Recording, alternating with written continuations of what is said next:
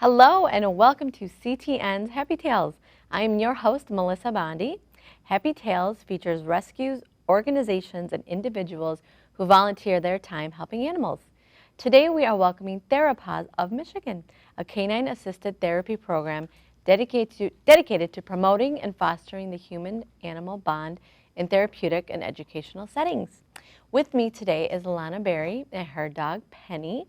Lana has been a Therapaws Michigan member since 2002. She's also a current board member. Lana is also a therapy dog tester for the Alliance of Therapy Dogs, which we are going to talk about more in the show. And also joining us is Bobby O'Hara with her dog, Ayla. Bobby has been a Therapaws of Michigan member since 2013 and a current board member as well. Welcome, everybody, to the show. Good. Thank you. Well, thank you for having us. Go figure. The camera starts and the dogs act up. That's okay. That's all right. They're wonderful dogs. I know they are. So we've been sitting here for a while. So welcome to the show, both of you. Thank you. So let's start. I guess, Lana, we'll start with you. Okay. We'll find out a little bit how you became involved in your two roles with Therapaws of Michigan. And then Bobby will talk with you in a minute and introduce the dogs and move on. Okay, sounds great. I became involved with therapy dog work by watching it first because I had a career at the University of Michigan health system.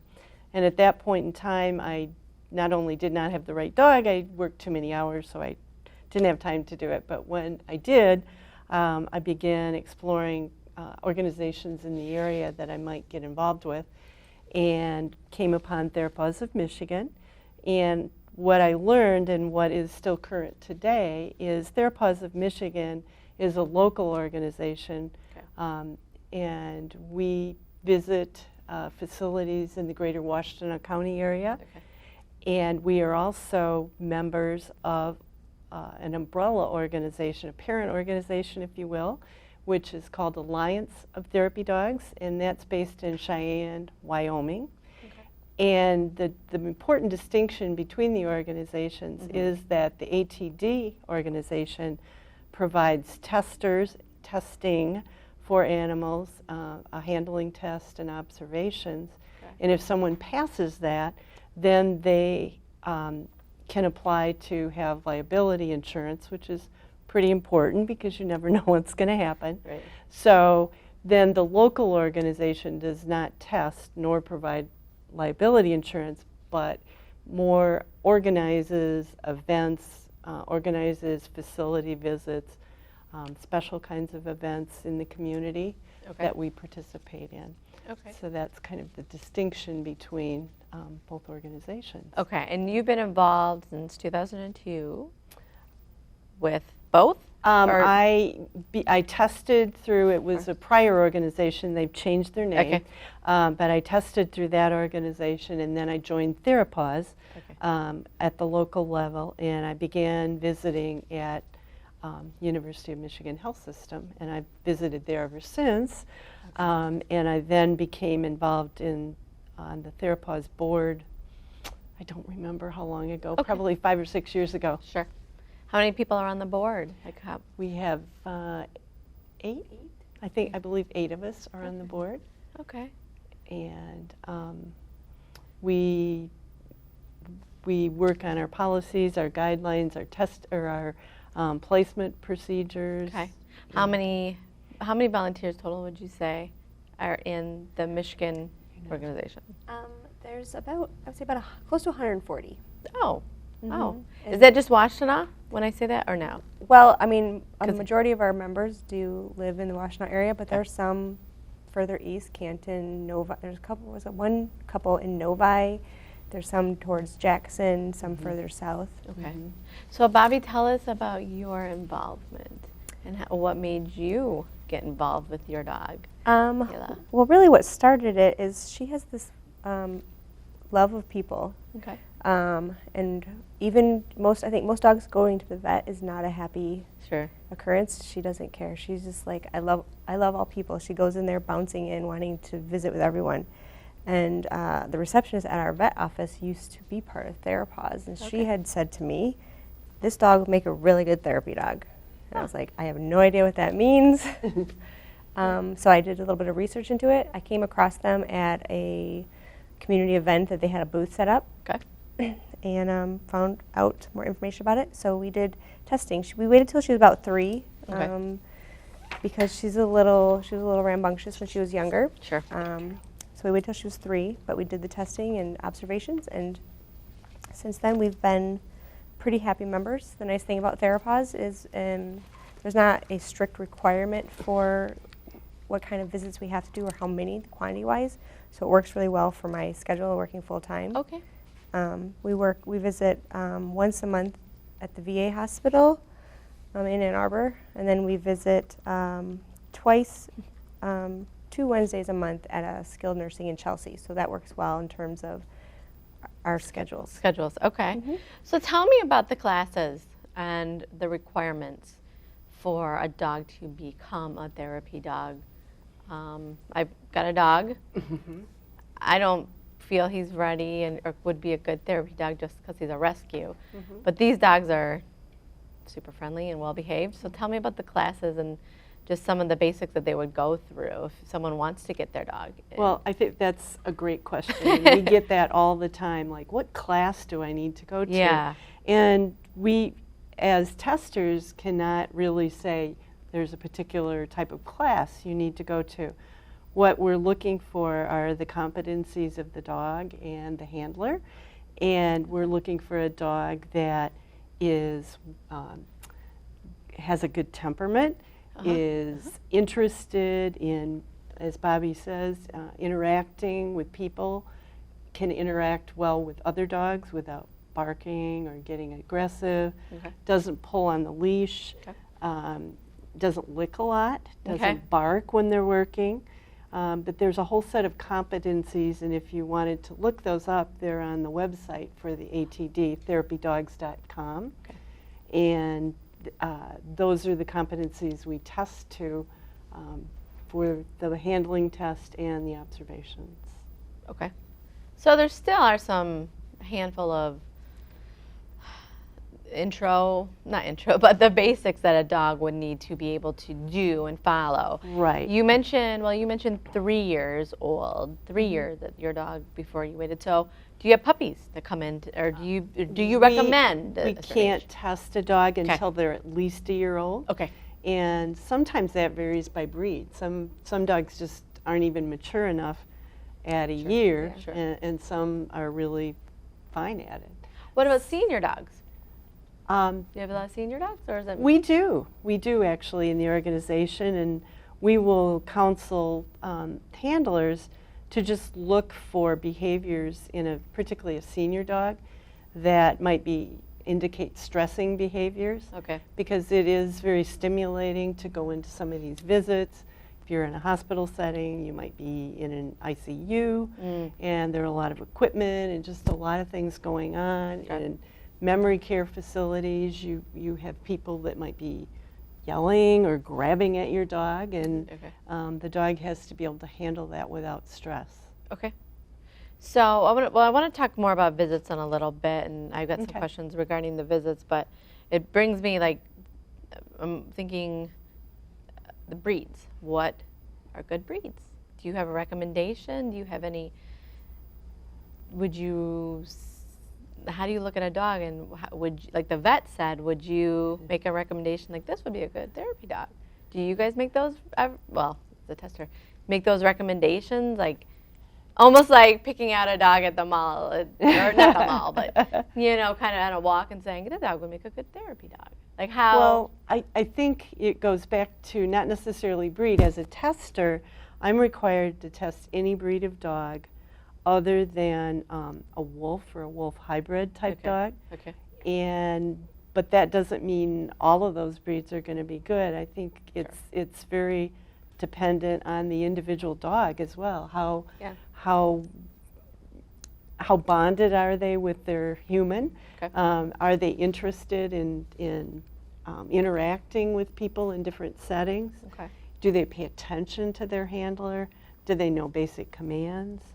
So, and it also, some facilities like large dogs, some facilities like small dogs, and that can vary too. Okay. You were mentioning schedules earlier, and it's good for your schedule. So did you know that, was that like part of when you signed up and got involved? And did you, was that one of the questions? Like, what are some questions if I'm going to get involved? What's some typical questions that I would ask, like, or that you hear most common? Well, that is definitely, I mean, that's one of the biggest questions I think that I ask, just being the concern, being a full-time.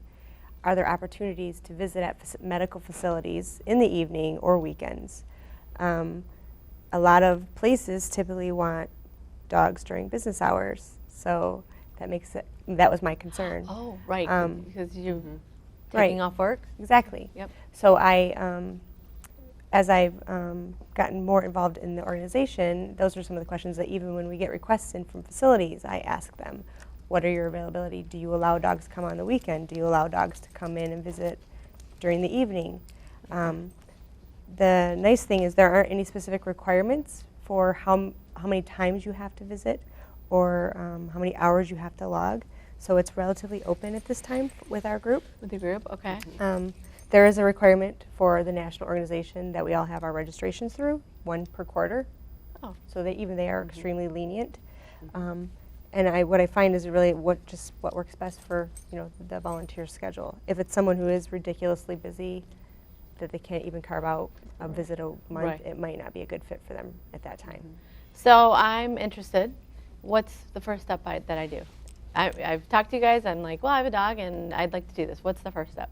Okay, the first step would be to go there, and I should say we are affiliated with the Alliance of Therapy Dog, which is the parent organization. There are other organizations that do provide insurance. This is the one that we are affiliated with. Okay. So nationally, if I were to take you step by step through the process, you could go to their website, which is therapydogs.com, and on the website there's a list of testers. So you could put in your zip code and find out who's a tester in your area. You would then individually contact that person, and they're required to test you within 3 months. Okay. And if you go through the initial handling tests, and then there are 3 observations, and they have to all be on separate days.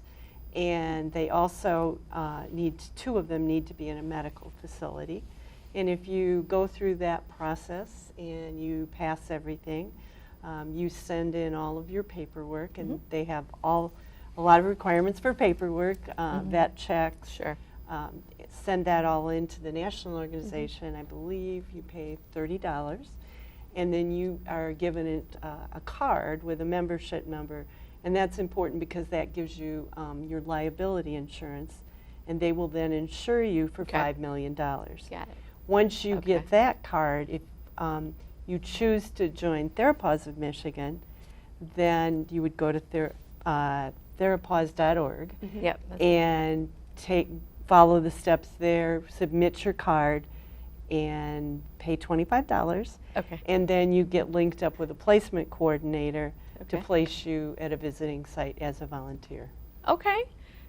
Well, it sounds pretty painless. It could be. It It's a really process. Does. It's a process, like most things, but it's important.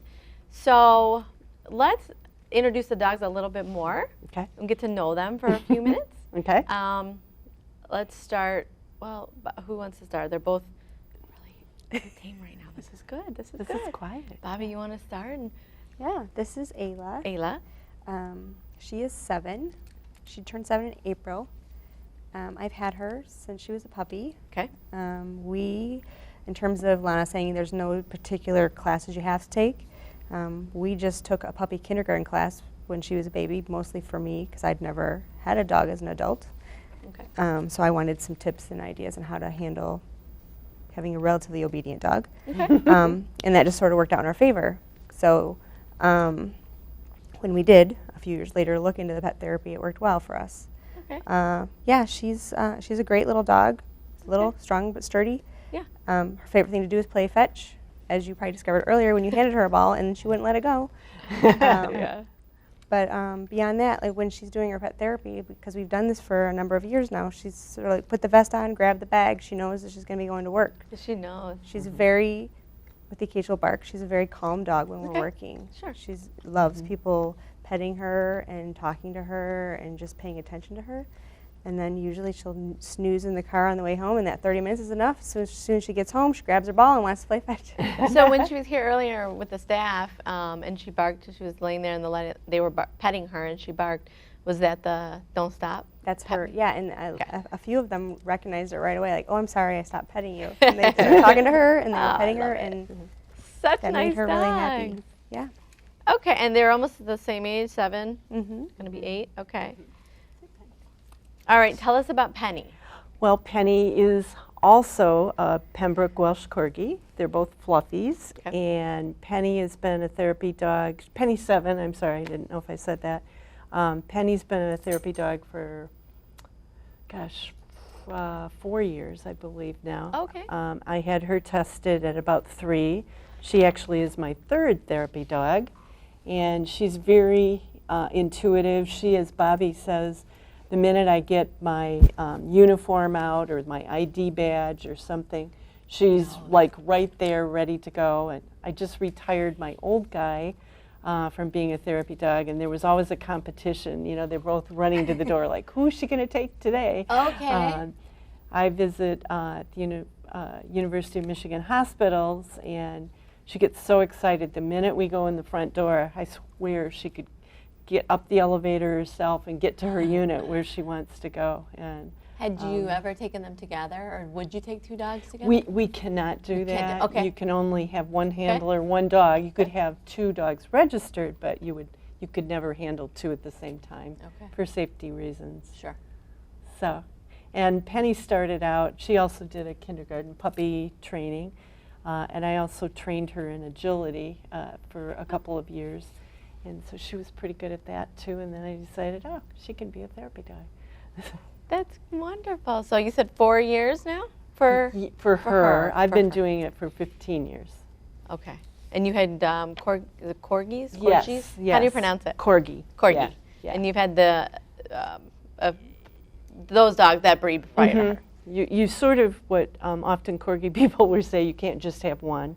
And we now have 3, and we just got a puppy, and he's our 7th Corgi over time. You said, okay.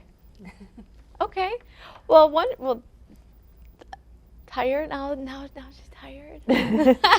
You wore out. The camera's on. Oh my gosh. Okay. Well, let's talk about visits, because I've got some questions about the places you actually visit, requirements, where do you go, how far do you go, is that determined? So yeah, so some of my questions were basically, tell me each about where you go for your regular visits.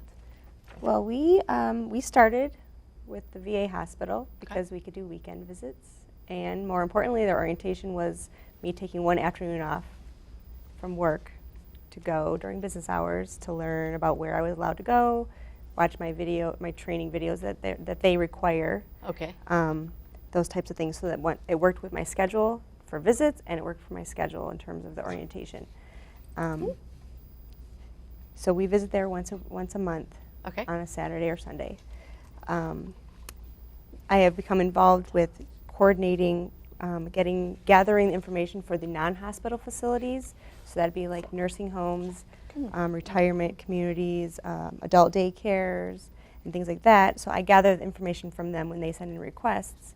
And when I gather that information, I usually communicate with them and find out what their availability is and what kind of requirements they need for their volunteers before they become volunteers, so that people such as myself who have more stringent time commitments can look at the list of places that are looking for volunteers and pet therapy teams and see if it might be a fit for them before they even contact them. So we have quite an extensive list of places all over southeast Michigan, actually, not just Washtenaw County, Brighton. Okay. And usually if it's within a 50-ish mile radius, I stick it on the list that we have of places that have requested teams, just because, as I was mentioning earlier, we have teams all over the area. So if you're outside, you go, it's your choosing if you want to go outside of Washington County. Right. Basically, okay. And the list that you're looking at of places to go, where are you looking? Where are they? Where can CTN sign up? Like if we CTN want, can't sign up. we can't. Oh, No, so we have a list. So usually when we have a new member come in, I'll get notified that we have a new member. So Okay. I'll just introduce myself to them and let them know that there's lots of places in the area that are looking for teams that are outside of a hospital setting. okay. And if they let me know what kind of things they are interested in terms of their availability or their location, then I will send them the chunk of places that have requested our services. Okay. That fit that need, and then they look at that list and they can decide if they want to try to. So that list communicate. isn't public. Correct. Okay, that's Yeah, it's a private list for our members. got it. And how do you get on the list?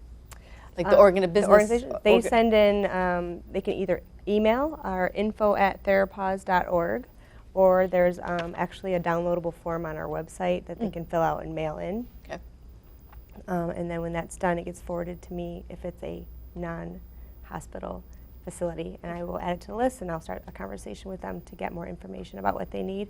If it's outside of our area, like we've gotten some that I've actually had to Google what city it is because I'm not 100% sure. Essexville. Who knew? Okay. By Battle Creek. Okay. I usually will try to direct them to Alliance of Therapy Dogs, which is the national organization, because they'll have members all over the country. Or there's other local therapy groups that they have groups, they have teams statewide. Okay. And so I can send their information as well to that facility to get teams. And that's your role as a board member? Is that your role? Well, that's my role, sort of, as I volunteered to help do that. coordinate the non-hospital facilities. Okay. So what are some non-hospital facilities you can mention, or can you or can't you? I don't necessarily have the whole list memorized, but I mean, Chelsea Retirement Community, which is like, it seems like it's a campus of several different types of places: independent living, assisted living, memory care, and skilled nursing. So Ayla and I visit 2 Wednesdays a month in the evening. We go over to Chelsea, which worked well, and that came about because they requested teams. I put it on our list. I called a month later to see if they had any teams that had contacted them, because I knew I had shared that information. She said she didn't have any teams. I said, well, how about Wednesday evenings? She said that would be perfect. So Ayla and I went and did a tour to see how she handled a smaller facility going in and out of patient rooms, and since then we've been doing that. Okay. Where are some of Penny's visits? Or mostly the hospital? Mostly the hospital. And I just wanted to tag on to something that Bobby said, and you had asked about. I often, if someone asked me about what the types of visits are, I'll often ask them, what is your interest? Because some people will say, oh, well, I only want to visit kids. Oh, well, I really only want to visit Alzheimer's patients or whatever. And I think it's important that it's a good fit for both. Sure. So it's a comfortable environment both for the dog and the human, because you're the other end of the leash, and you're needing to interact. I mean, you're making the conversation, so it needs to be something that you're comfortable doing. Okay. That was one of my other questions was, do you visit kids in schools and daycares and anything involving kids? Do you? Yes. One section of our members participate in the READ program, and that means that we're in a lot of schools around the area helping kids, usually that are having some challenges with reading, where the dogs go in and the kids read out loud to them. And they've shown in some clinical trials, or studies actually, that the confidence level and the nervousness of the kids improves when reading to the dog, because it's a non-judgmental. Sure. I've seen a couple of viral photos and videos of kids actually reading to dogs in the Humane Society and shelters. So that just reminded me of it when you said that with the reading. Yeah. So that makes so much. It goes both ways, the human and the animal interactions. I love it. So, okay. So she's So Penny and I big have gone to, now it's called Michigan Medicine, but the University of Michigan Health System for all of the time that she's been a therapy dog.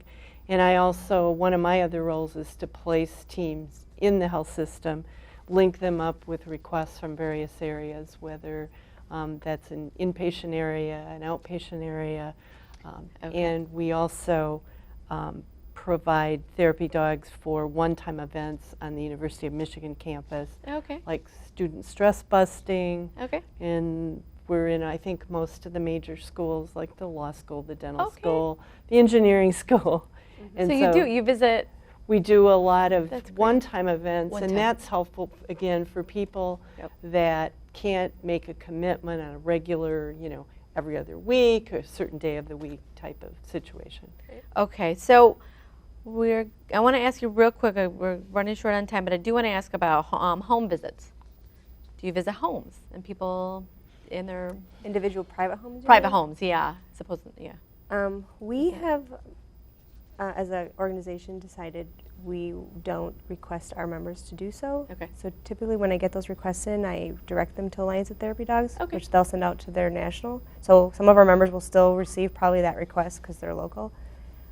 It's a liability that unfortunately we just don't feel comfortable taking on as an organization. Sure, okay. And probably the most common request that comes along are hospice type situations. Okay, but yeah, so, and then the Alliance would? They would send out a request. A request, yeah. If that were to, We have a hard enough time fulfilling all the requests we get for non-hospital and all of the hospital visits for here in the area because we're in all the major hospitals. So that's a good thing though, right? Yes. Okay, good. Okay, well, I want to thank you both for coming on the show today, and both of you got, what happened? Yeah. It must be the lights. Yeah, right. Yeah, these are wonderful dogs. I love them both. They're so sweet, such happy, great dogs. When they're not sleeping, yeah. When they're not sleeping, right. Yeah, so thank you both, and best of luck, with the organization. And again, thank you for coming on. It's been, I want to get involved. I can't at the moment, but it's wonderful. So thank you both for what you do. Yes, and your organization for what you both do. So, well, that's it for this episode of Happy Tales. For more information on Therapaws, you can visit them at therapaws.org, or you can email them at info@therapaws.org as well. You can also find them on social media. Visit Therapaws of Michigan on their Facebook page. And you know what?